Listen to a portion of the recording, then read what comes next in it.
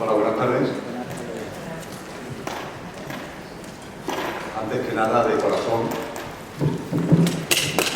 muchas gracias a la Asociación Somos Uno por haber asumido la organización de este encuentro y en particular muchas gracias a Miguel.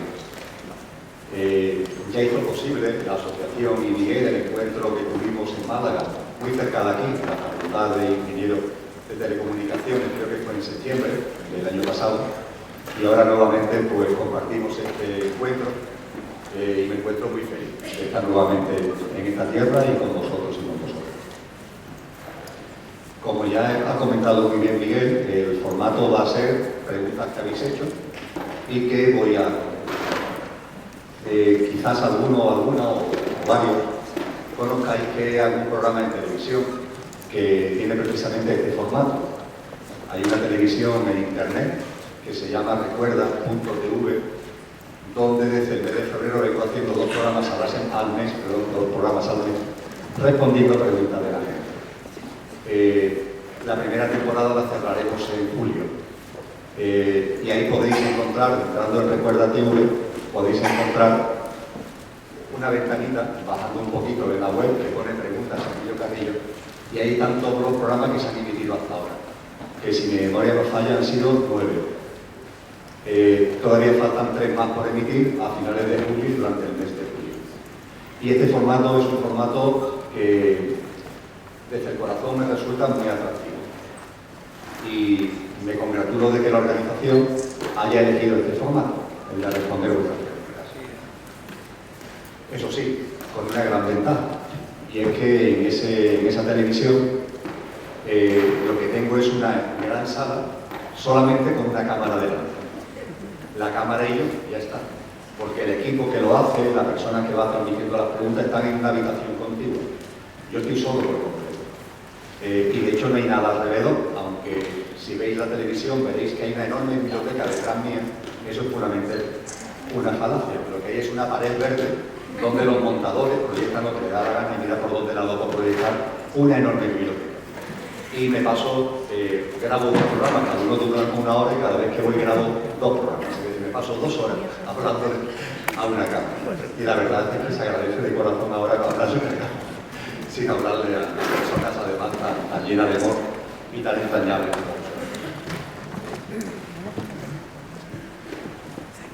También me gustaría compartir lo siguiente. Yo he dado durante muchos años, durante 30, clases en la universidad. Y de hecho, la mayor parte de la docencia la he desarrollado en la Facultad de Derecho de Sevilla, dando Economía Política en segundo curso. Mira por dónde estamos, en la Facultad de Derecho de Málaga. Y conozco muy bien las dificultades que se tiene para organizar un evento como este un sábado por la tarde, ya a final de curso además. No estamos en abril, no estamos en febrero, estamos en junio. Y yo agradezco de corazón a la facultad y agradezco de corazón al personal de la facultad que, aun asumiendo el coste por parte de todos nosotros, haya hecho posible este encuentro. Lo que sí vamos a hacer es escrupuloso en cuanto al horario. Nos pide la organización encarecidamente de que a las 9 estemos fuera. Yo soy el primero que quiero abrazaros a todos y a todas. Y sé, o espero que muchos me queráis abrazar a mí. Y aquellos que igualmente queráis adquirir el libro y que lo firme, con mucho gusto lo haré. Si os parece, cuando yo termine, voy a apurar al máximo el tiempo, 9 menos 10, 9 menos 5, no porque sea un descortés, sino por lo que acabo de comentar, voy a salir fuera. Y como la climatología es magnífica, y además ya no habrá prácticamente sol, en la puerta de la facultad, en la escalinata, pues nos damos todos los abrazos, firmamos todos los libros que sean necesarios hasta que nos dé la gana, sin ningún tipo de problema de tiempo, ¿vale? Y así además podemos apurar al máximo este encuentro. ¿Y cuántas preguntas van a responderse? Y digo a responderse porque no la voy a responder yo, aunque parezca. Lo vamos a responder entre todos. ¿Cuántas preguntas? Pues mire, si os parece empezamos y las que vayan saliendo. Aquellos que la providencia, tal como me la han ordenado, los compañeros y las compañeras las preguntas, pues le toque responder la suya, magnífico, y al que no, pues todo es perfecto, todo tiene un sentido profundo y tiene su porqué y su para.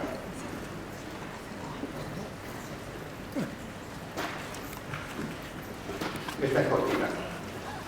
¿Qué te mueve a dar tus charlas?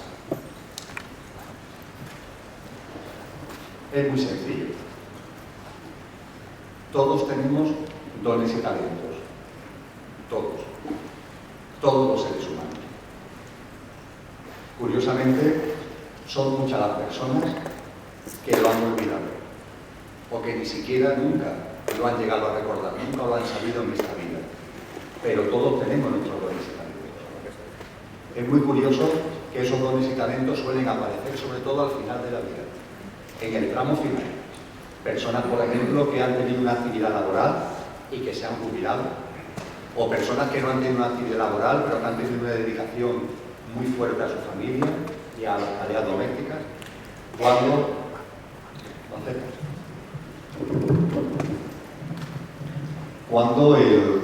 la actividad laboral ha concluido, cuando esa dedicación a la familia ha minorado porque ya los hijos se han hecho mayores, se han emancipado, es cuando del corazón le surge ese don y ese talento. ¿Cuántas personas están en esas edades dedicándose a la pintura, dedicándose a la poesía, dedicándose a actividades que siempre han tenido dentro del corazón y que por distintas circunstancias nunca han podido desplegar? Y la vida, en ese tramo ya final, le da la oportunidad de que desplieguen. Lo cierto es que todos tenemos dones y talentos. Estamos evolucionando como humanidad, y en la evolución conciencial como humanidad no tengáis ninguna duda que la humanidad va a vivir un momento en el que lo que hagamos, lo que los seres humanos hagáis, no será otra cosa que compartir los dones y talentos de cada uno. Así de sencillo. El que tiene el don y el talento de contar chistes, contará chistes. Y eso no será ni más ni menos importante que aquel o aquella que tenga el don o el talento de vislumbrar las leyes de la astrofísica.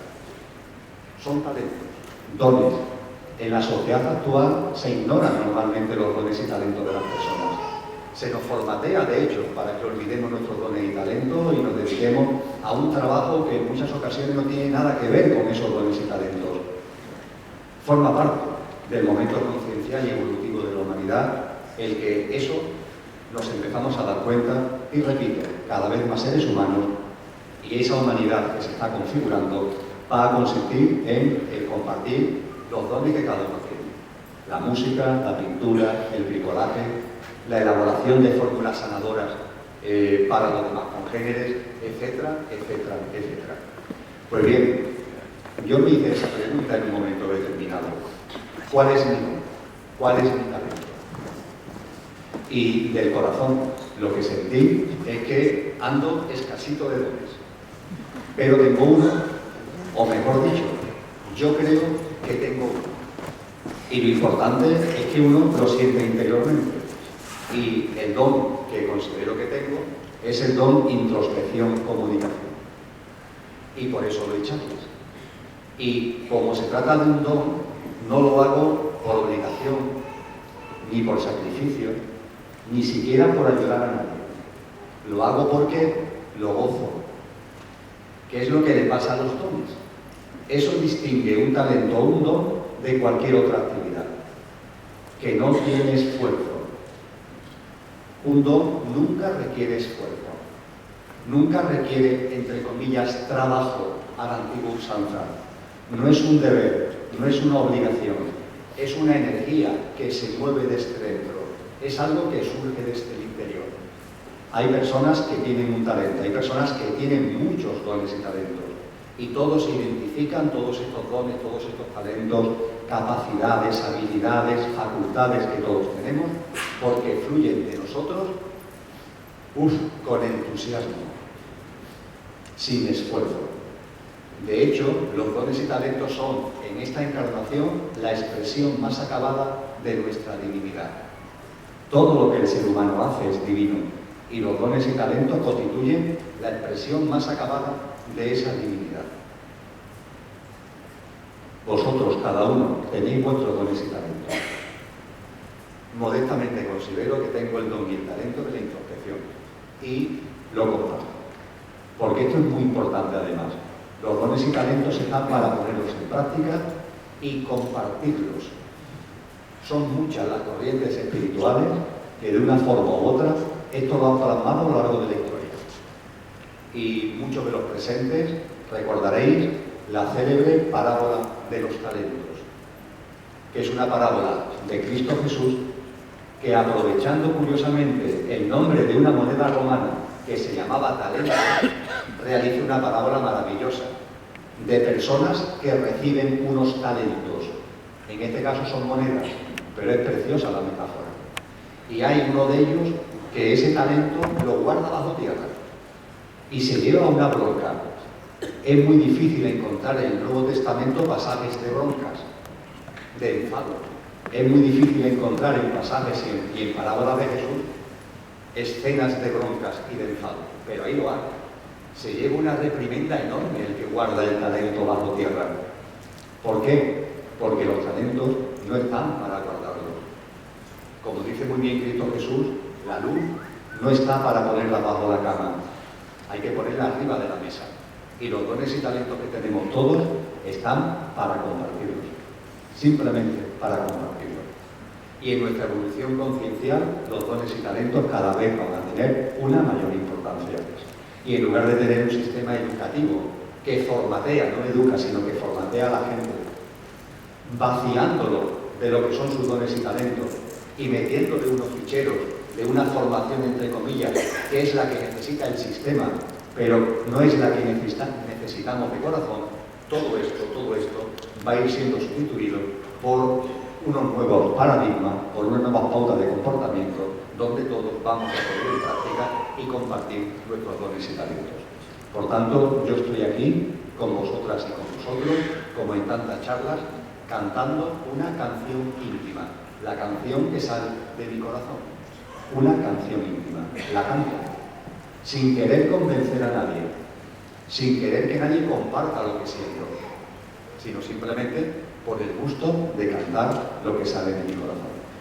Y como siempre digo, a aquel que le resuene lo que comparto, es que ya lo tiene.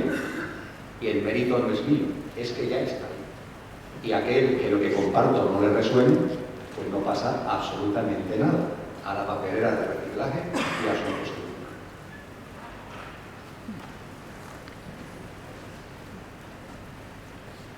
Conductor, sistema operativo, mente, cuerpo físico. ¿Cuántos somos? ¿Cómo se distingue quién o qué actúa en cada instante? ¿No puede ser todo una fabulación del cerebro?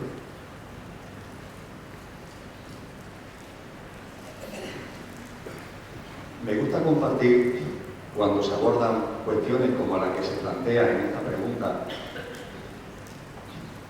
una frase que conocemos todos. Conócete a ti mismo. Seguro que todas y todos los habéis oído alguna vez esta frase, ¿verdad? Conócete a ti mismo. Conócete a ti misma. La hicieron célebre, aunque viene muy de atrás, la hicieron célebre los sabios de la Grecia clásica, que colocaron esta frase, esta sentencia, conócete a ti mismo, en el pronaos, en la entrada del templo de Delfos. El templo donde moraba el oráculo para hablar con los dioses. Y en ese templo sagrado, a donde acudía gente de todo el mundo para consultar el oráculo y entrar en contacto con los dioses, los 7 sabios de la Grecia clásica colocaron este lema: conócete a ti mismo. Este era el mensaje fundamental a los que iban a ese templo, a los que iban a ese oráculo: conócete a ti mismo. Si aquellos sabios estuvieran en la época actual, borrarían lo de conócete a ti mismo, porque es una frase contundente, muy profunda y muy sabia, pero abre confusión. ¿A qué te refieres? ¿Qué significa exactamente eso? La humanidad lleva siglos y siglos y siglos preguntándose qué significa exactamente conocerse a uno mismo, conocerse a una misma. Y esos sabios lo sustituirían por algo parecido a: eres conductor y coche. Conductor y coche. que es un símil estupendo, estupendo para que nos conozcamos. Porque actualmente, ¿quién no sabe, al menos en el mundo occidental, quién no sabe lo que es un coche y lo que es conducir un coche, aunque no lo conduzca? Todos sabemos lo que son los coches y todos sabemos que los coches son conducidos por conductores que están al frente del volante y que pilotan el coche. Eso lo sabemos todos. Pues bien, conocerse uno mismo es tomar conciencia de que somos conductor y coche. ¿El coche qué es? Lo que a simple vista se ve. Simplemente eso, lo que a simple vista se ve. El coche es vuestro yo físico, mental y emocional. El yo físico, mental y emocional de cada persona es el coche. Y todas las personas tienen un coche. Todas. Todas tienen un cuerpo físico, todas las personas tienen una mente que, por ejemplo, fabrica pensamientos y todas las personas generan unas emociones, un mundo emocional. Ese conglomerado de cuerpo físico, mente y emociones, el yo físico, mental y emocional, configura el coche. El vehículo, el instrumento que utilizamos para vivenciar la experiencia humana. Pero ojo, nosotros somos mucho más que eso. Somos eso, sí. Cuando estamos aquí, en este plano encarnado, utilizamos un coche. Y el coche es como una extensión de nosotros. La mayoría, como esto está a las afueras de Málaga, la mayoría han venido aquí en coche. Y aquellos que habéis venido conduciendo, el coche se convierte en una extensión vuestra. Es como si fuera vuestras piernas, que os permite trasladarlo y a una velocidad que no sería posible a pie o corriendo, y con una comodidad. Pues bien, lo mismo ocurre aquí, cuando encarnamos en el plano humano. El coche es el instrumento gracias al cual podemos experienciar la vida humana, la vivencia humana. Pero nosotros somos mucho más que eso. ¿Qué es lo que somos? El conductor. Eso es lo que realmente somos. Os miro, me miráis. Nos hemos acostumbrado a ver solamente el coche, pero no. Poco a poco recordaremos lo que somos y adquiriremos el hábito de mirar dentro del coche. Y al mirar dentro del coche veremos al conductor que hay en el coche. Las corrientes espirituales a ese conductor lo han llamado de muchas formas. Y de verdad, creo que lo menos importante es las discusiones sobre los nombres. Personalmente no le doy ningún nombre. Hay corrientes espirituales que lo han llamado espíritu. Hay corrientes espirituales que lo han llamado consciencia, o energía, o amor, etcétera, o luz, etcétera, etcétera, etcétera. El nombre es lo de menos. Lo importante es que es lo que realmente somos. Porque el coche, que nos sirve para vivenciar la experiencia humana, tiene fecha de caducidad. Y el conductor, no. Diréis, ¿y solo en eso se diferencia el conductor y el coche? ¿Os parece poco? El coche, el vuestro, el mío, tiene fecha de caducidad. Dentro de 100 años, ninguno de los coches que estoy viendo seguirán operativos. Todos los coches que estoy viendo habrán ya concluido sus días, en el cementerio o en el crematorio, o en lo que se invente la sociedad en cada momento. Pero ninguno seguirá operativo, ninguno. Sin embargo, los conductores que estoy viendo, todos seguiréis vivitos y coleando. Todos, sin excepción ninguna. El coche tiene fecha de caducidad, el conductor no. El conductor, espíritu, consciencia, energía, amor, luz, como queráis denominarlo, es infinito y eterno. Es más, nunca ha nacido y nunca morirá. Lo que soy, nunca ha nacido y nunca morirá. La muerte no existe, es un fantasma de la imaginación humana, de la mente humana, es decir, del coche. Porque claro, el coche sí tiene fecha de caducidad, pero el conductor no. Cuando vamos por la calle, a veces, os habrá pasado, en alguna ocasión seguro, oís el claxon de un coche, pa, pa, pa, pa, que realiza un toque de claxon que os está llamando. Alguien que os está saludando desde el coche. Pa, pa, pa, pa. Entonces tú vuelves la cabeza para ver quién te está saludando desde el coche. ¿Te conformas con mirar al coche o miras dentro del coche?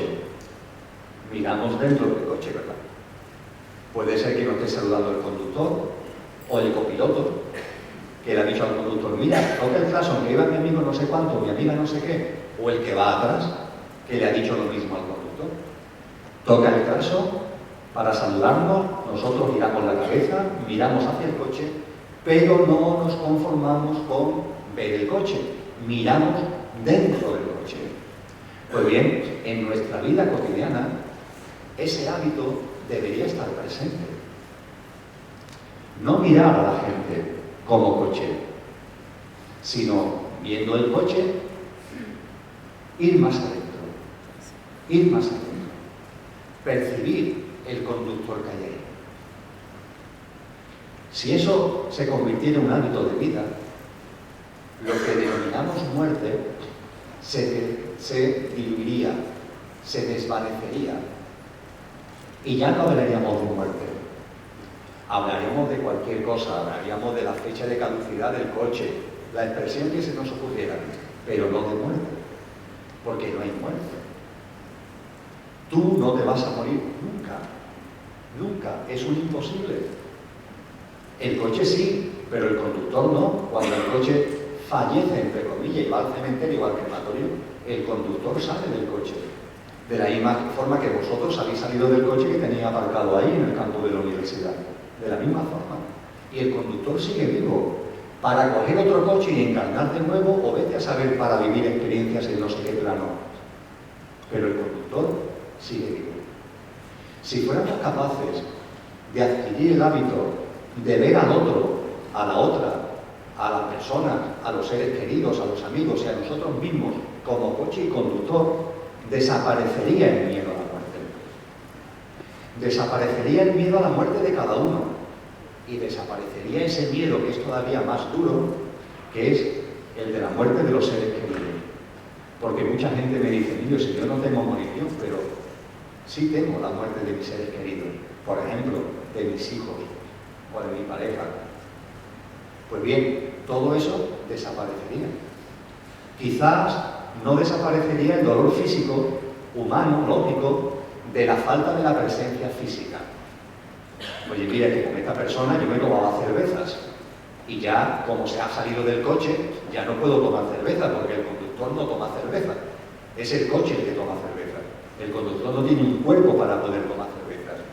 O no podemos vivir la experiencia de ir al cine juntos, o de dar un paseo por la naturaleza, o de ir a la playa, etcétera, etcétera, etcétera. Pero más allá de ese dolor humano, no viviríamos la tragedia en la que se convierte en muchas ocasiones la muerte de los seres queridos. Es más, se produce una especie de milagro, que no es milagro, es lo normal, pero como no estamos acostumbrados parece un milagro.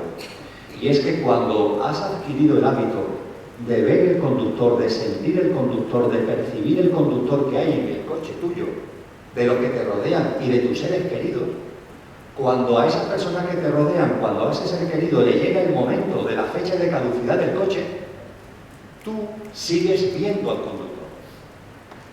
Es algo maravilloso, pero es muy simple. Como ya has sentido al conductor mientras que estaba dentro del coche, una vez que sale del coche, lo siente con más fuerza.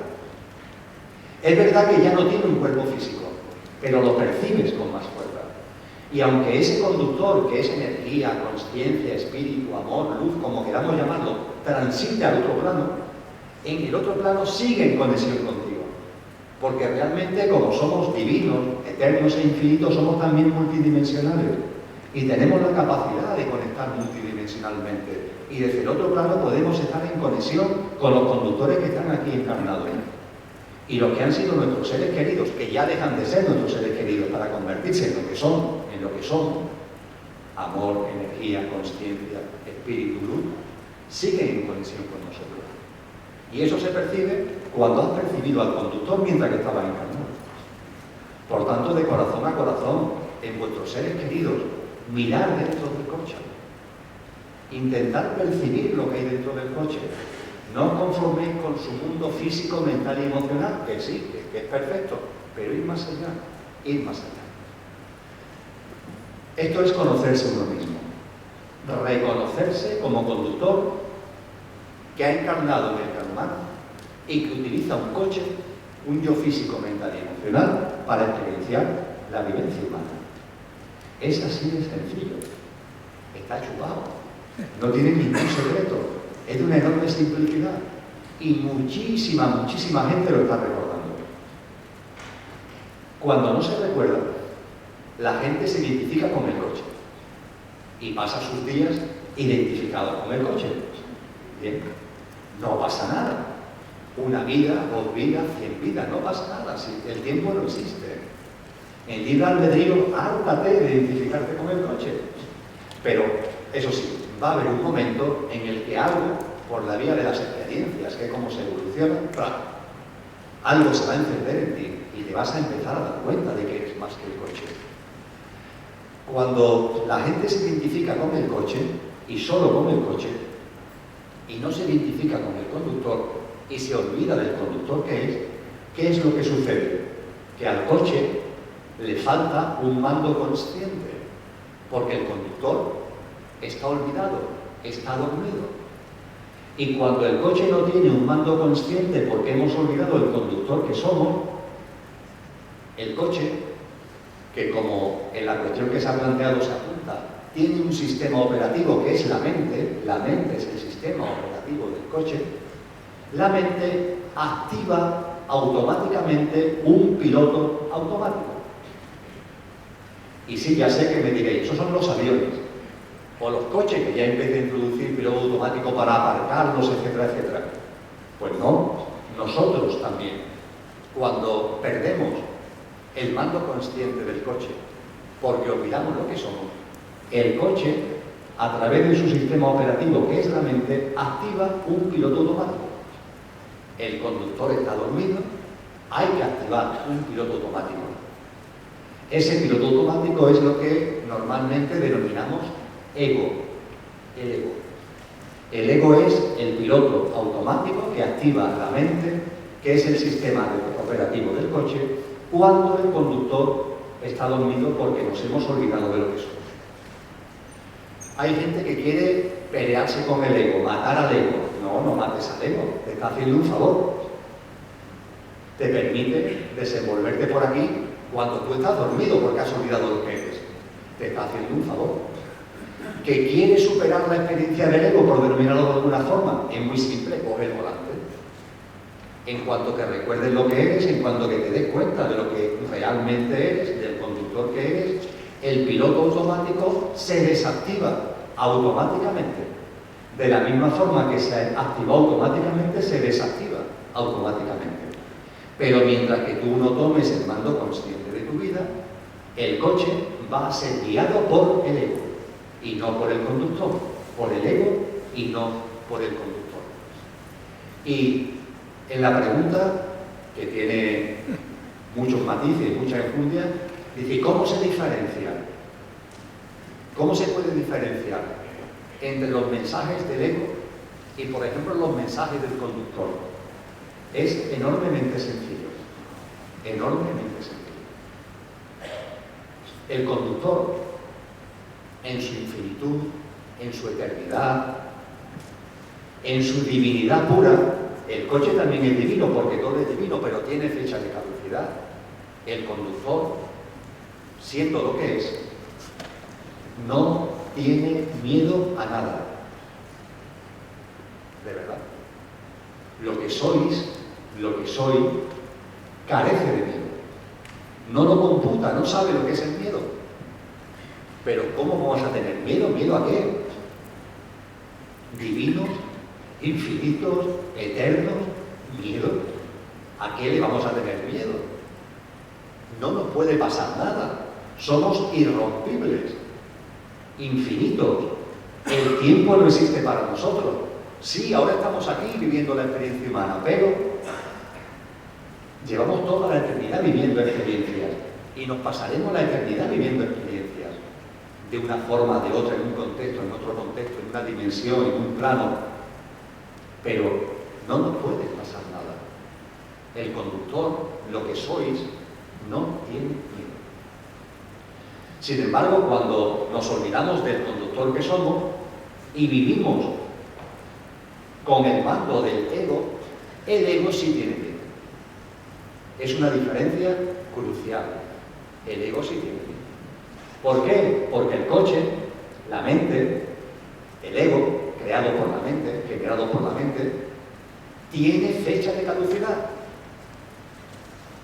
Y es que la tiene, ¿o no? La tiene, ¿verdad? Y como la tiene, tiene miedo. Tiene miedo a morir. El conductor jamás morirá. Pero el coche y el ego tienen miedo a morir. Y el miedo a la muerte hace que tenga también miedo a la vida. ¿Qué es lo más curioso? Las personas que han olvidado radicalmente el conductor que son y que están identificadas con el coche y que viven bajo la orientación del ego, no solo es que teman a la muerte, que mira, a cierto punto se podría medio entender. No, es que temen a la vida, porque están permanentemente temiendo en la vida que pase algo. Y miran a la vida con desconfianza. El coche, el ego, tiene miedo y mira a la vida con desconfianza. Como moviéndose por la vida temiendo que en cualquier momento salga un francotirador para darle un tiro por la espalda. Van siempre mirando por un lado a otro, intentando controlar, con miedo. Miedo y desconfianza. Y el miedo y la desconfianza caracterizan a las personas que han olvidado el conductor que son y que viven su vida a través del ego. Es así de sencillo. Y es cierto que muchas personas viven su vida con el miedo y con la desconfianza. Y es verdad que entre todos, en esta vida física y o en vidas físicas anteriores, hemos construido una sociedad, la que está aquí, el sistema vigente, el sistema imperante, cuyos cimientos son el miedo y la desconfianza. Todas las instituciones, la economía, las finanzas, los ejércitos, las instituciones públicas, las religiones, etcétera, etcétera, etcétera, son instrumentos de una sociedad que se han construido desde el miedo y la desconfianza. El conductor, sin embargo, carece de miedo y confía plenamente en la vida. Como seguro que en el tiempo que vamos a pasar juntos habrá ocasión de incidir más en ello, el conductor sabe que en la vida nada es casualidad, que todo tiene un porqué y un para qué, que todo tiene un sentido profundo que el coche y la mente jamás va a entender, nunca, porque no están hechos para eso. Ese sentido profundo hay que sentirlo, percibirlo y verlo desde el corazón, no desde la cabeza.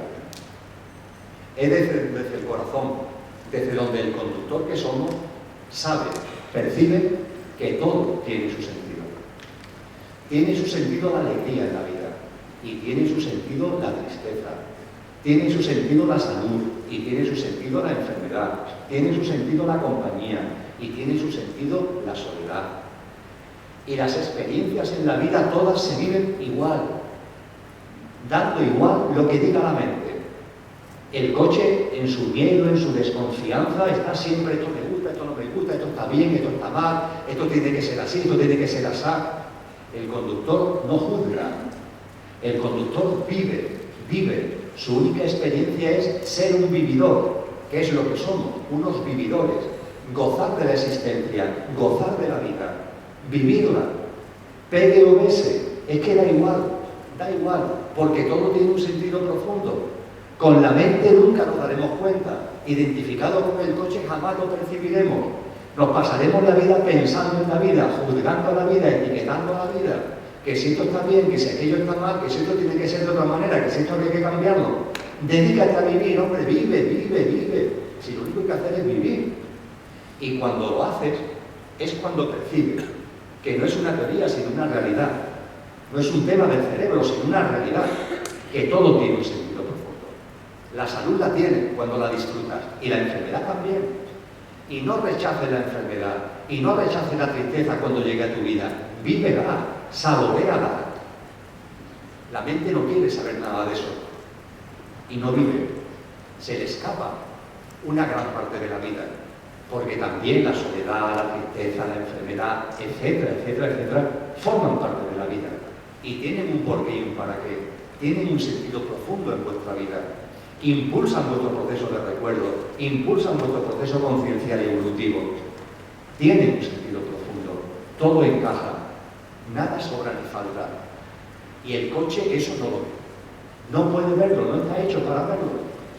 El coche tiene miedo y desconfianza. Desconfía en la vida. Y las personas que no se acuerdan del conductor que son y que por tanto no experimentan la libertad y no experimentan la confianza en la vida y viven con miedo y con desconfianza en la vida, ¿eso cómo se plasma? ¿Cómo se plasma? En cada persona y en la sociedad que hemos construido bajo esos paradigmas. ¿Cómo se plasma?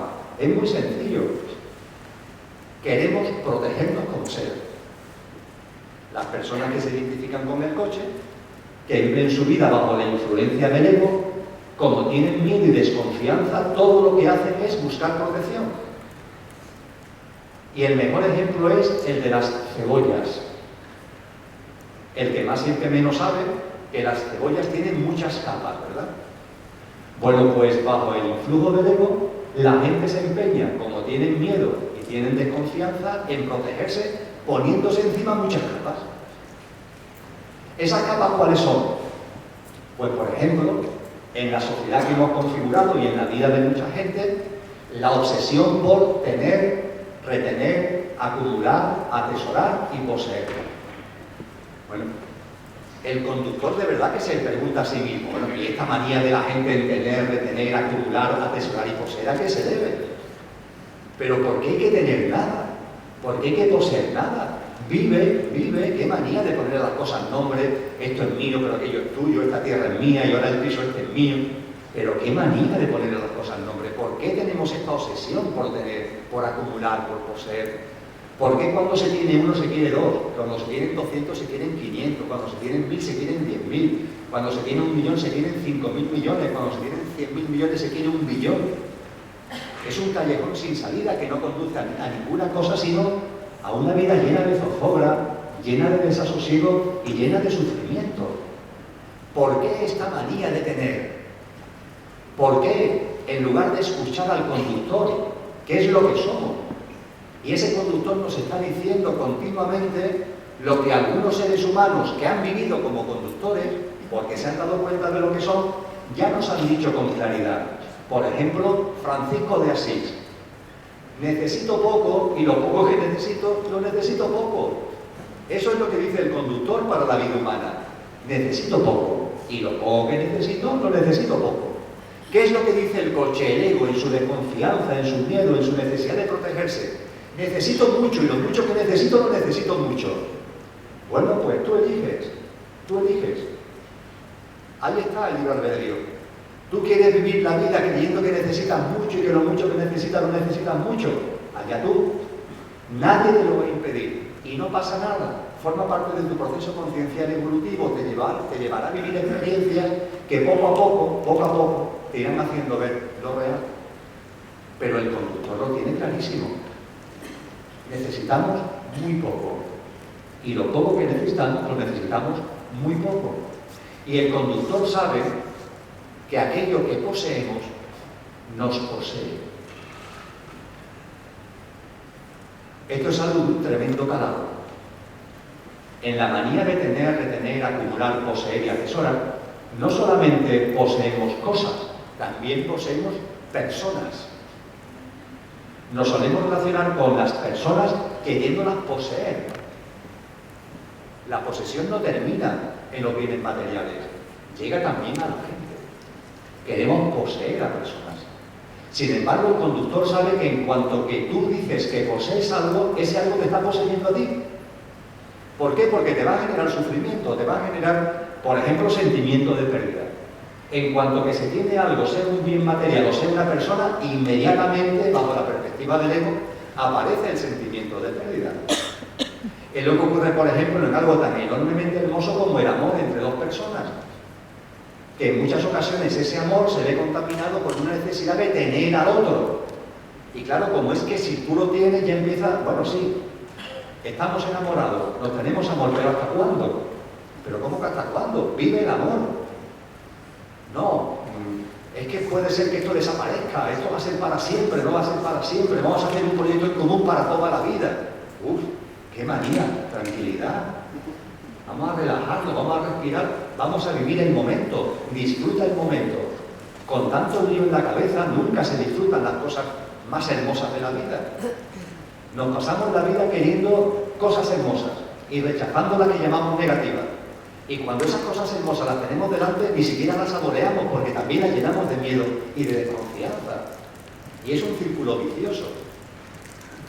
Igualmente, cuando vivimos bajo el influjo del ego, las personas que viven identificadas con el coche se identifican también muy fácilmente, basta con mirarlos a los ojos, porque son personas que tienden a querer dominar a los demás, a querer dominar. En su desconfianza, en su miedo, quieren controlar todo y quieren dominar a las otras personas. Y no es que lo quieran dominar como hacen los poderosos, entre comillas, los banqueros y esa gente que anda por ahí, no. Es que el afán de dominio llega a las cosas más peregrinas. Poner el oído en un bar. O quizás recordar escenas de vuestra vida, de las últimas horas, de los últimos días. Con qué facilidad entablamos conversaciones en donde emitimos opiniones y en donde hacemos todo lo posible para que nuestra opinión sea la que prevalezca, poniendo de manifiesto que nuestra opinión es la verdadera y que el otro está equivocado. Pero es que esto lo hacemos en las cosas más tontas, no en cosas entre comillas fundamentales, sino en las cosas más tontas. Es que la gente se pelea hasta por las alineaciones de los equipos de fútbol. No es que tendría que ser Menganito, no, pues yo creo que es fulanito. Hay que ver yo que tienen con este hombre llamado Casillas, que si sigue, que si no sigue, que se debe seguir. ¿Usted qué cree? Por favor, las discusiones que entablamos tan tontas, y lo único que hay en esas discusiones de verdad es un intento de dominio. El dominio no solamente es el gran dominio, también se manifiesta en la vida cotidiana en multitud de esferas y en multitud de situaciones muy sencillas. El conductor no quiere ni necesita dominar a nadie. En la divinidad, dominar. Si además, cuando uno se identifica con el conductor, no solamente se conoce uno mismo, sino que conoce a los demás y los reconoce en su divinidad. Y entre divinidad que dominio cabe, no hay posibilidad ninguna de dominio. Y lo compartí ayer en Granada y nos reíamos mucho. El ego y las personas asociadas al ego, identificadas con el coche, tienden al enfado. Se enfadan mucho. Se pasan una buena parte de su vida enfadados. Si hubiera un marcador, un cronómetro, sería asombroso saber, en la vida de muchas personas con 50 años, pongamos por caso, cuánto tiempo de su vida se han pasado enfadados. Porque en algunos casos son muchos y muchos años. Porque cuando estamos asociados al ego, por nuestro afán de querer que las cosas sean como nosotros queremos que sean, desde nuestra mente, desde nuestro ego, y no aceptar que las cosas son como son y que todo tiene un sentido profundo, eso hace que nos enfademos multitud de veces. Y por el afán de dominar a los demás, también nos enfadamos multitud de veces. Y nos pasamos una gran parte de la vida enfadados. Y lo más curioso es que cuando alguien se enfada, la persona que esté identificada con el coche que ve al enfadado, se enfada con el enfadado. Y esto se convierte en un círculo vicioso. Uno se enfada y ahora el otro se enfada con el que se ha enfadado, y el que estaba enfadado se enfada con el que se ha enfadado con el enfadado, aumenta su enfado, lo cual hace que aumente su enfado igualmente el que se había enfadado después del primer enfadado, etcétera, etcétera, etcétera. Esto, desde la perspectiva del conductor, simplemente es divertido. Se observa y te ríes. Te ríes de ti mismo porque todo lo hemos hecho. Porque el que ahora se da cuenta del conductor que es, se pasó mucho tiempo, vete a saber si un montón de vidas identificado con el coche e hizo lo mismo. Con lo cual nos reímos de nosotros mismos. Porque es francamente divertido. Cómo la gente se enfada. Y cómo la gente se enfada con los enfadados.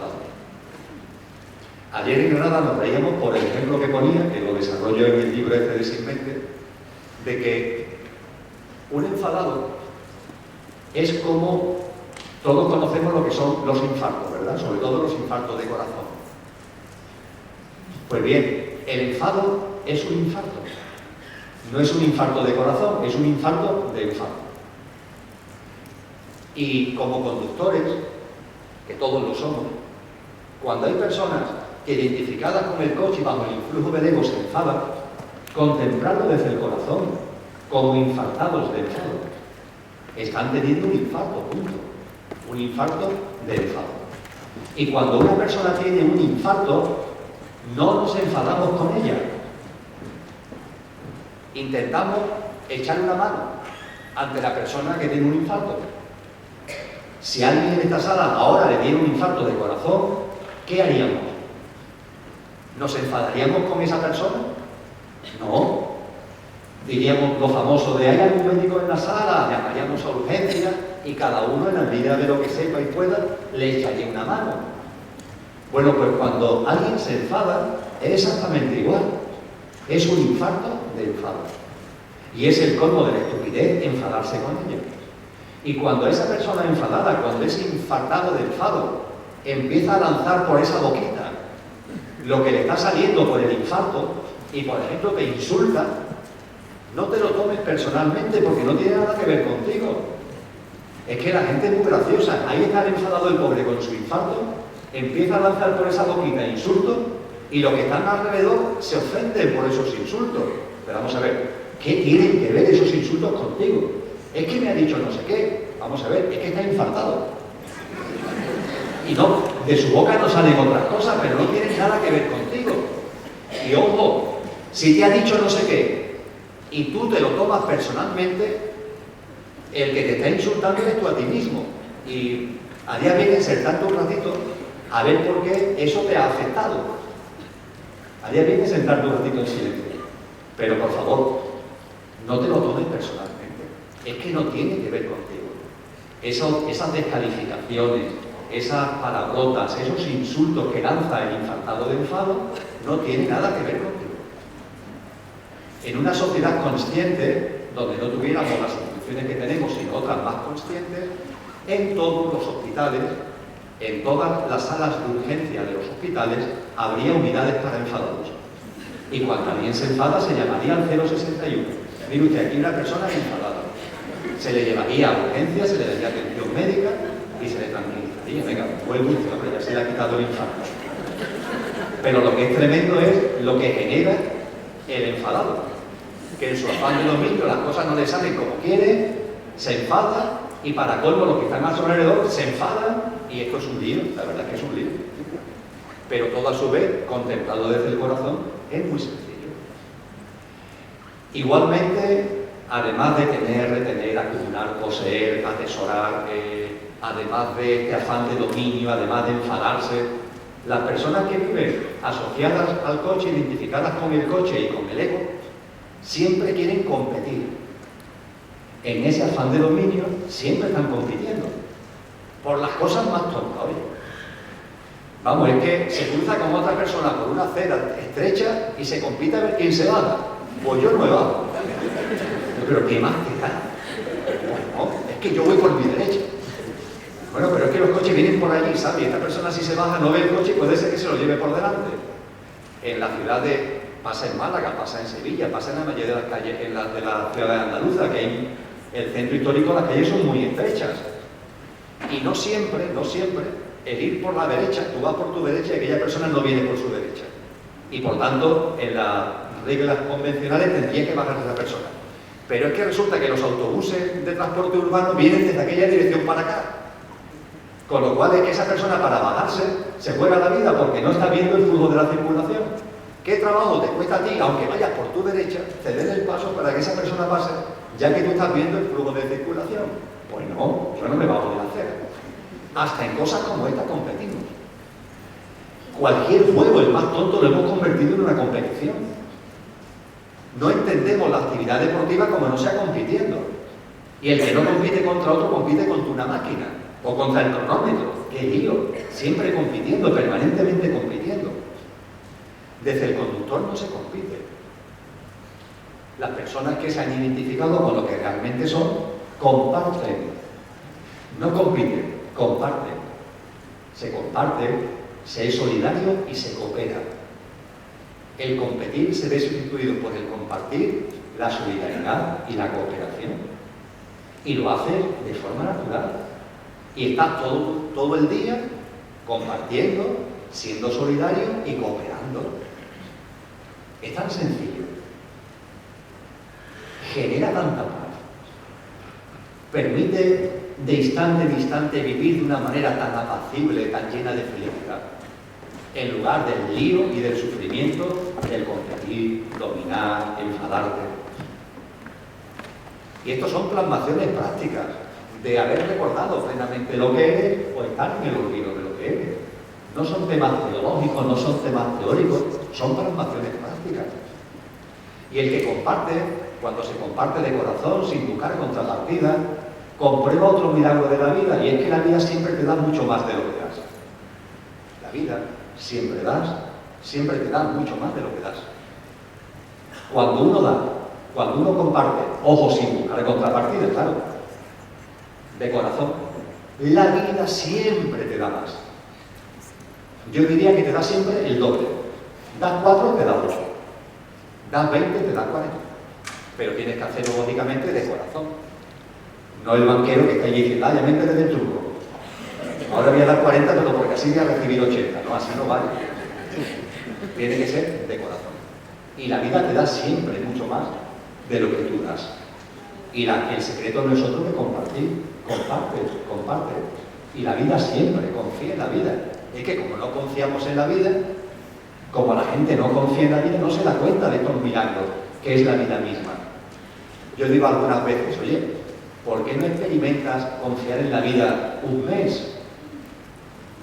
Un mes sin queja ninguna. Un mes viendo la vida desde el corazón, desde ese corazón percibiendo, sintiendo que todo tiene un sentido profundo que la mente nunca va a averiguar, y confiando en la vida. Sin que salga una queja, sin que salga un juicio, esto está bien, esto está mal, esto me gusta, esto tenemos que cambiarlo. No, tranquilízate, un mes. Entonces me dice la persona, un mes, eso es imposible. Digo, bueno, bastaría con una semana. Y me dice, yo no puedo estar una semana. Un día, una hora. De verdad, una hora. Una hora es suficiente. Una hora teniendo a la mente calmada. Una hora sin hacerle caso a la mente cuando aparezca en escena, diciendo que esto no sé qué, que esto no sé cuánto. Mente, cállate, tú esto no entiendes, vuelva a tu sitio. Una horita, sin queja. Una horita confiando en la vida y viviendo todo desde la aceptación que deriva de esa confianza. No resignación, no impotencia, no qué voy a hacer, me tengo que aguantar, no. Yo estoy hablando de aceptación que deriva de la confianza en la vida. Una hora y de verdad, nunca vais a dejar de hacerlo. Basta con hacer una hora, porque se comprueba lo que es la vida, porque se perciben cosas que hasta ahora nunca se habían percibido. Y se trata de vivir una hora confiando en la vida. Una horita. Empecé por un mes y he terminado en una hora. Estamos de rebaja. Con una horita sería suficiente. Las personas que viven su vida asociada al ego quieren tener, retener, acumular, poseer, atesorar. Dominan, se enfadan, compiten permanentemente.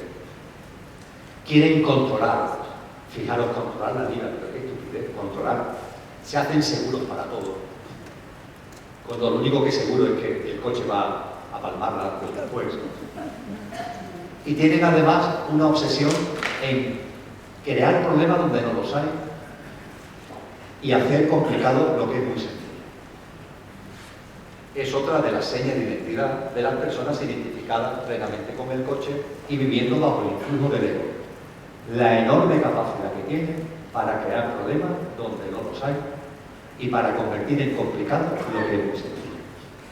Y a la sociedad que desde el ego hemos creado entre todos, porque la hemos creado entre todos, aunque ya muchos estén desenganchándose, pero lo hemos creado entre todos, fijaros, esa es una de sus grandes características, la facilidad que tiene para crear problemas donde no los hay y hacer complicado lo que es muy sencillo.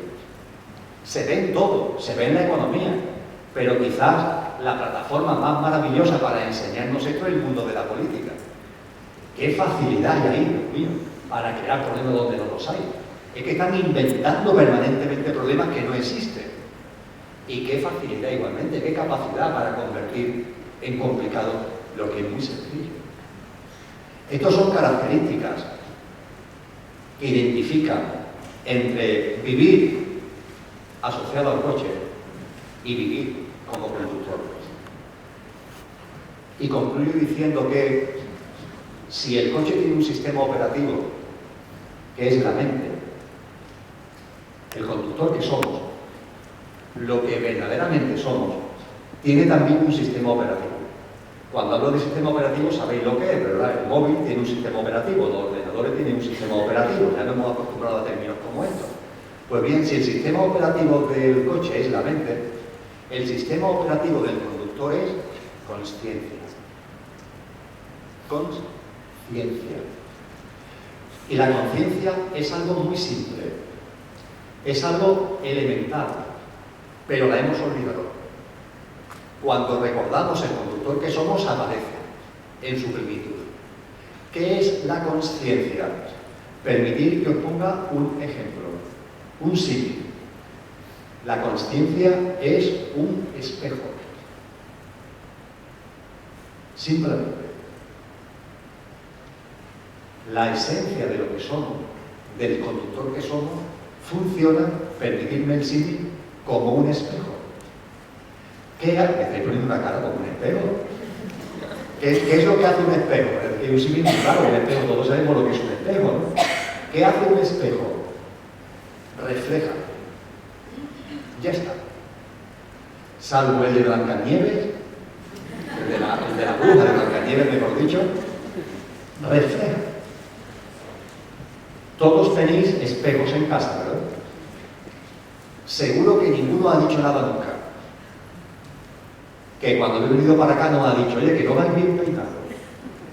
Guardan silencio. Y los espejos reflejan. Punto. Bueno, pues eso es la consciencia. Y cuando el conductor está aquí viviendo, refleja la vida. No hay juicio.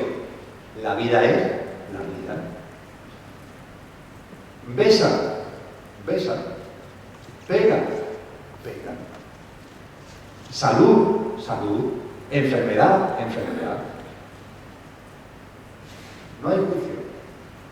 Y se vive todo, poniendo la atención no en el qué, que es lo que le interesa al ego, que se pasa la vida entera, qué hago, qué debo de hacer, qué pasa, qué deja de pasar, ahí siempre que se folló. El conductor tiene confianza en la vida, sabe que todo tiene su porqué y su para qué, que nunca lo vamos a averiguar desde la mente, sino desde el corazón. Y como sabemos que todo tiene su porqué y su para qué, nos despreocupamos del qué. Y nos centramos en el cómo vivimos el qué. Sí, sé que parece un juego de palabras, pero es mucho más que un juego de palabras. El ego está siempre pensando en el qué. Curiosamente, cuando lo tiene delante, desconecta, porque no es capaz de vivir el aquí y ahora. Pero se pasa la vida pensando en el que hago, en el que dejo de hacer, en el que pasa, en el que deja de pasar. Y el conductor, todo eso lo deja a un lado, porque confía en la vida, porque sabe que todo tiene un porqué y un para qué profundo, y a partir de ahí, ¿a qué darle vueltas al qué? Salud, salud, enfermedad, enfermedad, todo tiene un sentido profundo. Y lo único que hace es, ante la experiencia de vida, la que sea, en lugar de juzgarla, que es lo que se hace desde la perspectiva del qué, en lugar de juzgarla, se centra en el cómo. ¿Cómo vivo esa experiencia? ¿Estás sano? ¿Cómo vives la salud? ¿Estás enfermo? ¿Cómo vives la enfermedad? Si es lo único que importa. Lo demás son paranoias de la mente. ¿Estás sano? ¿Cómo vives la salud? ¿Estás enfermo? ¿Cómo vives la enfermedad? Los que estáis sanos, ¿cómo vivir vuestra salud? Oye, que la gente sana se olvida de que están sanos. Es espectacular. No se levantan por la mañana, como repiones que decimos por Sevilla. ¡Qué alegría! Estoy sano. Tengo un día por delante para vivirlo con energía. Y abre la ventana. ¡Hola, día! Aquí estoy, sano, con energía. ¡Qué bien! Voy a disfrutar. Oye, no, la gente sana se olvida de que está sano. Lo tienen ahí delante, pero se olvidan. Solamente se acuerdan que están sanos, solamente se acuerdan de la importancia de la salud cuando enferman. Es decir, cuando no están sanos. Cuando lo tienen, no lo valoran. Y solamente se acuerdan de la salud cuando no la tienen. Es un despropósito profundo. Es una enorme anormalidad. Es vivir contracorriente. Es lo que se hace cuando hemos olvidado lo que somos. Vivir siempre a contracorriente, con mucho esfuerzo, con mucho trabajo, con mucho sufrimiento. El conductor, sin embargo, se centra en el cómo. Estoy enfermo. ¿Y qué pasa? ¿Quién está realmente enfermo? El coche. Yo no estoy enfermo. Cuando el médico te diga, tienes cáncer, lo siento, doctor, yo no te lo conozco. Vaya, hombre, le ha afectado la noticia. No, es que no tengo cáncer. Mi coche tiene cáncer, yo no. Y además tiene un sentido profundo, doctor. Si el coche tiene cáncer, tiene un sentido profundo, tiene un porqué y un para qué en cada mi proceso conciencial evolutivo. Tiene un sentido profundo. Yo no tengo cáncer, lo tiene el coche, y tiene un sentido profundo, que viene de mí, no de él. Porque realmente toda enfermedad es sanadora. Tiene que ver con procesos interiores, aunque se manifieste en algo que exteriormente llamamos enfermedad y que intentamos curar con base en los síntomas, cuando esos síntomas no son sino los reflejos de cosas que están pasando por dentro. Y cuando la enfermedad aparezca en tu vida, tiene un sentido profundo. Vívela, no la rechaces. No empieces a decir tontería de qué mala suerte porque me ha tocado a mí. La estás generando tú desde tu interior con un sentido profundo. Vívela, saboréala. Y cuando la vivas y la saborees, vas a ver cosas que eran impensables. Nunca mejor dicho, impensables, porque la mente nunca se habría dado cuenta. Nos centramos en el cómo, no nos centramos en el qué. El sistema operativo del conductor es consciencia. La consciencia actúa como un espejo, refleja la vida. Y al reflejar la vida, te haces uno con la vida. Ya no hay una diferencia entre la vida y tú, entre tú y la vida, sino que la vida que estás reflejando desde tu consciencia eres tú y tú eres la vida. Y se acaban las dualidades, se acaban las separaciones, se acaban las divisiones. Y te das cuenta como nunca, de la razón que tenía ese místico sufí llamado Al-Jalal, que dijo en el siglo IX, cuando no había coches, dijo, Dios es yo, y yo soy Dios cuando ceso de ser yo. Diría yo, pero otro trabalenguas. Hombre, no es un trabalenguas. Tiene un mensaje profundo. Dios es yo. Inevitablemente, irreversiblemente, ineludiblemente, por mucho que te empeñes, es imposible evitarlo. Dios es yo. Y yo soy Dios, cerrando el círculo, yo soy Dios cuando ceso de ser yo. Este último yo es el coche, el yo físico, mental y emocional. Dios es yo y yo soy Dios cuando dejo de identificarme exclusivamente con el coche, con el yo físico, mental y emocional, y me doy cuenta de que soy mucho más. En ese momento se cierra el círculo. Dios es yo soy Dios. Ya está. Ya no hay separación, ya no hay dualidad. La divinidad es tú eres la divinidad, el todo es tú eres el todo. Se acabaron las divisiones, se acabaron las fragmentaciones. Ya no hay un Dios exterior, ya no hay un Dios por ahí que no sabemos dónde anda y que las religiones han empeñado en mostrárnoslo como que nos observa, que nos castiga, que nos premia.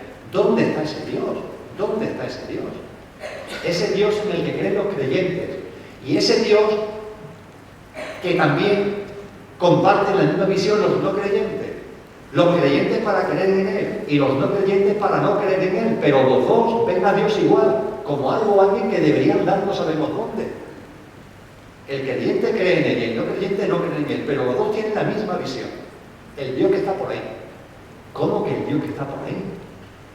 ¡Qué barbaridad! Cuando percibes lo que eres, Dios es yo y yo soy Dios.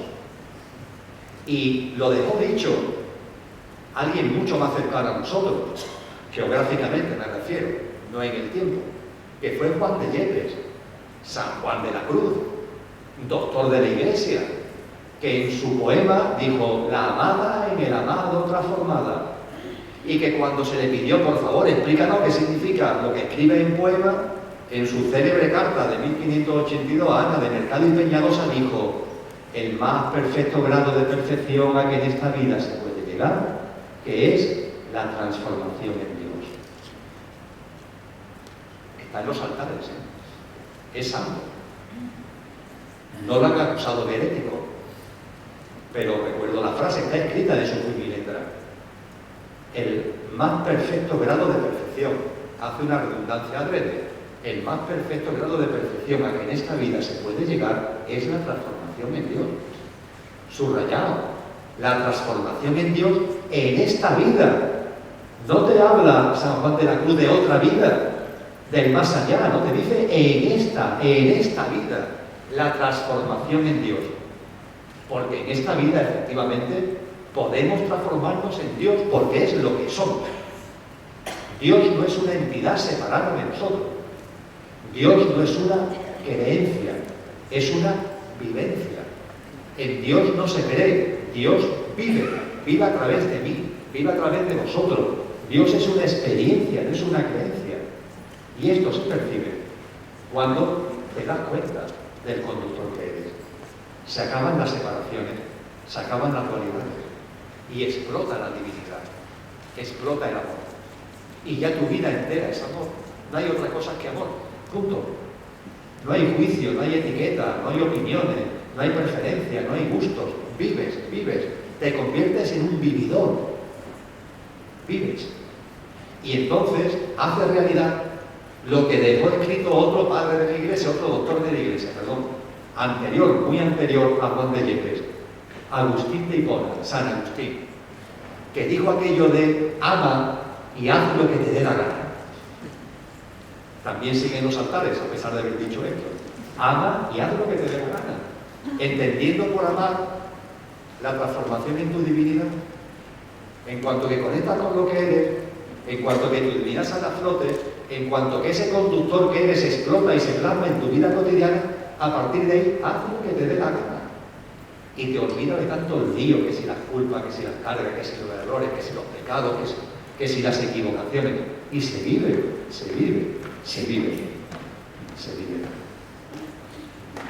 Perdonad que me haya extendido tantísimo en esta cuestión, pero es que me la he puesto a uno. ¿Cómo se va a desarrollar el cambio de dimensión del planeta y de la humanidad? Por detrás, por detrás. Perdón. ¿Puedes hablar de Shambhala, la Hermandad Blanca y las ciudades intraterrenas, cómo están relacionadas con los seres humanos? Vamos a todo ello. ¿Cómo se va a desarrollar el cambio de dimensión del planeta y de la humanidad?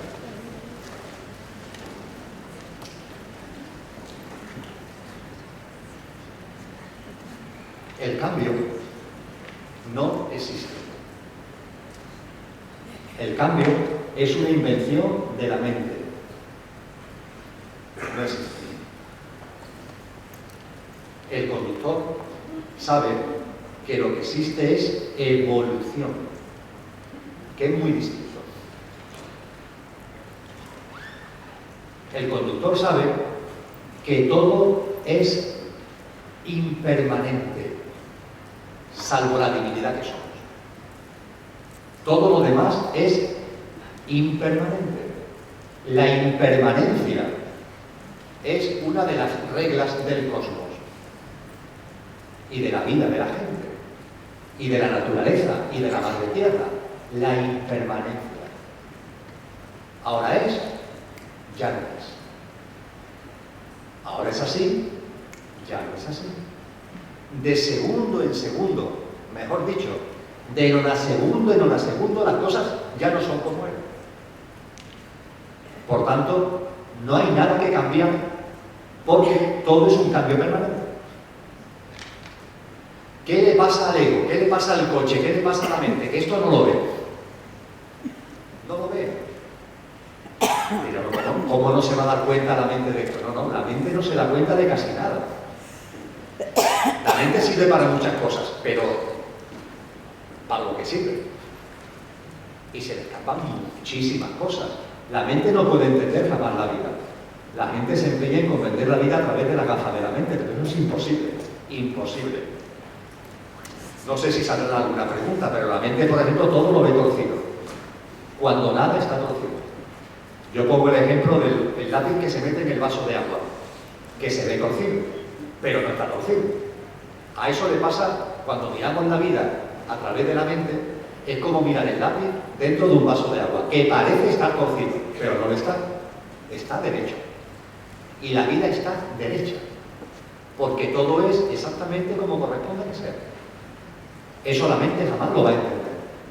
A la mente se le escapan las mejores cosas. Por ejemplo, ¿se da cuenta la mente de que estamos viviendo la experiencia humana en un ser vivo, que es la Madre Tierra, que tiene una característica física, y es que está permanentemente girando sobre ella misma? ¿La mente se da cuenta de eso? No. ¿Se da cuenta la mente de que no solamente estamos en un planeta que da permanente vuelta sobre él mismo, sino que además, para colmo, gira en torno al Sol? Y todo es para miles y miles de kilómetros a la hora. La mente ni se entera. Y tampoco se entera de que el Sol y el sistema planetario viajan por la galaxia, y tampoco se da cuenta. A la mente se le escapan las mejores. La mente sirve para muchas cosas. Sirve para organizar un acto como este, para programar y planificar muchas cosas en la actividad cotidiana, las vacaciones, pongamos por caso. Sirve para hablar, sirve para escuchar, sirve para que nos comuniquemos y interactuemos. Sirve para programar, sirve para plasmar muchos de nuestros dones y talentos, nuestra creatividad intelectual. Pero ya está. Todas estas funciones que acabo de simplificar esquemáticamente son muy importantes, pero ya está. La mente no sirve para ver la vida, para comprenderla, para entenderla y para vivirla. No sirve, no está hecha para eso. Pero el ser humano, identificado con el coche, se empeña en que la mente sirve para eso. Y no sirve para eso. Y cuando utilizas la mente para ver la vida y para vivirla, la mente te dice que las cosas están torcidas. Y las cosas no están torcidas. El lápiz está derecho. Todo es exactamente como corresponde que sea. En este momento, en este instante. Y todo a su vez está en permanente evolución, porque nada es constante. Todo está en permanente evolución. A quien le cueste más trabajo percibir esto, que mire a la madre naturaleza.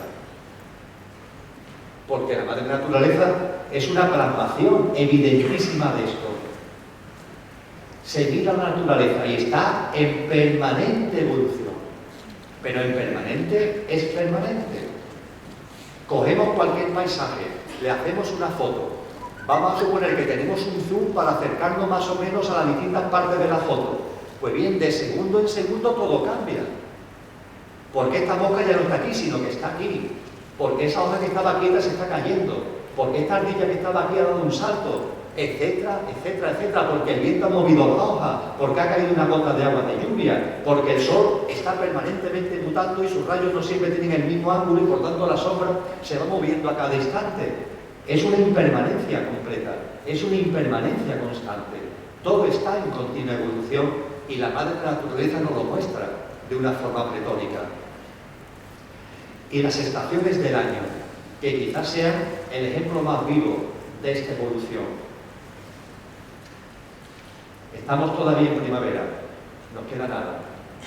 Va a entrar el verano, ya está aquí. Primavera, verano, otoño, invierno. Ahí está el secreto de la vida. Es tan sencillo comprender esto. El ego quiere que las cosas sean como él quiere, de la manera que él quiere, de la forma que él quiere, donde él quiere y cuando él quiere. Esta es la obsesión del ego. Que las cosas sean de la manera que yo quiero, cuando yo quiero y donde yo quiero. Claro, quiere dominar, quiere controlar. Y las cosas tienen que ser de la manera que yo quiero, cuando yo quiero y donde yo quiero. Pues ¿sabes lo que te dice la vida? Que va a ser que no. Que las cosas son cuando son. Simple y llanamente, cuando corresponden que sean. Es el ego el que se obsesiona entonces con el cambio. Como las cosas no son de la manera que él quiere, cuando él quiere y donde él quiere, como no son así, dicen, esto hay que cambiarlo. Esa es la idea de cambio. Una idea egoica, derivada de un ego que se empeñe en que las cosas sean de la manera que yo quiero, cuando yo quiero, donde yo quiero. El conductor desde la consciencia sabe perfectamente que las cosas son como son. Y que, siempre lo digo, me pongo muy serio y me entra ganas de reírme, y que el invierno es invierno, la primavera es primavera, el verano es verano y el otoño es otoño.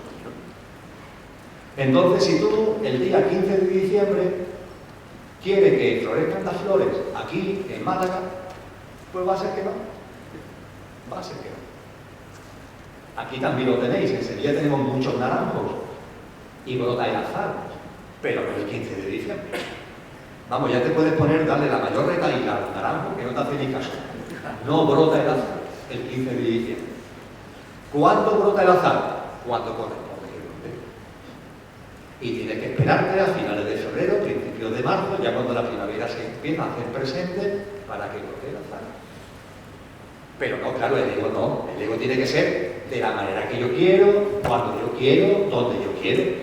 Pues mira, hijo, coge el naranjo y vete a Argentina. Y allí, no sé, la verdad que no lo sé, pero allí a lo mejor en diciembre brota el azar, porque están en verano. Y a lo mejor con un poquito de suerte allí te brota. Pero el 15 de diciembre en Andalucía los naranjos no echan azar. Tan difícil de entender esto. Tan difícil de entender que es el ejemplo que ponía ayer en Granada, que si quieres ver nevar en Sierra Nevada no vayas el 15 de julio.